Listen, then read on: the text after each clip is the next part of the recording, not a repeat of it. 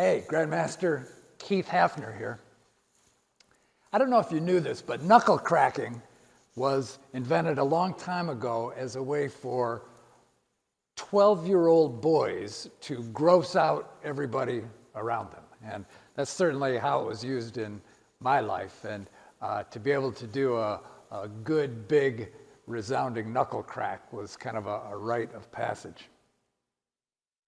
A lot of times people wind up getting hurt because they lack flexibility in their hands. And if they're prone toward arthritis or anything like that, I think what I'm about to say becomes even more important.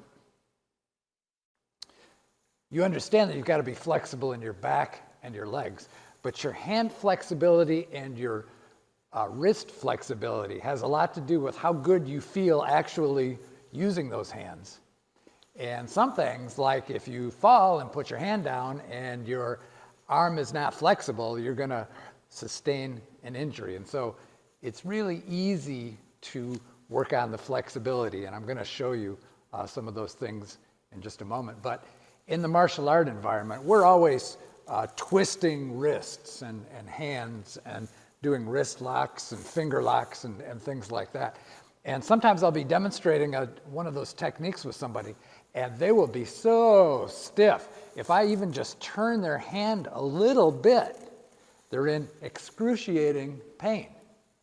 And then there are other people like me who are really flexible in their wrists, and somebody can come up and put a big wrist twist on you, and you can almost like swivel your hand all the way around. It makes it really hard to get injured that way, but it's pretty easy.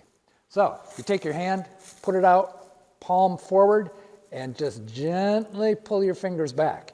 And you're going to feel that stretch along this part of your arm. Like everything we do, be careful, don't do it too much. You should feel a little tension in there, a little discomfort, but then you just try to relax around that. Then take that hand and push like this.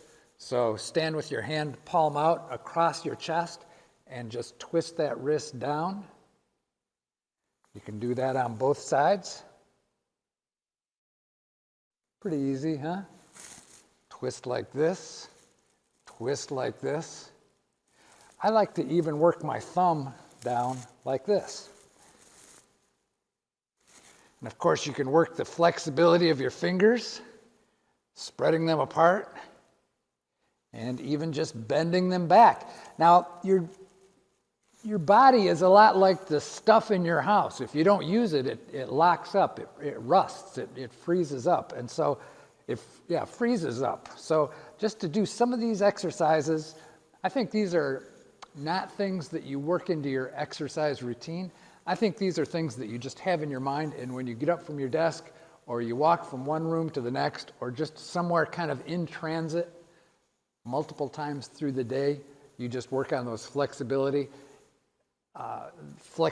places. It'll make you feel so much better when you're grabbing, holding, carrying, trying to paint, trying to type, trying to fish, whatever you do, you're going to feel a lot better. And if you happen to fall and have to put your hand on the floor or put your hand against a wall, it's going to help make sure that you're not injured.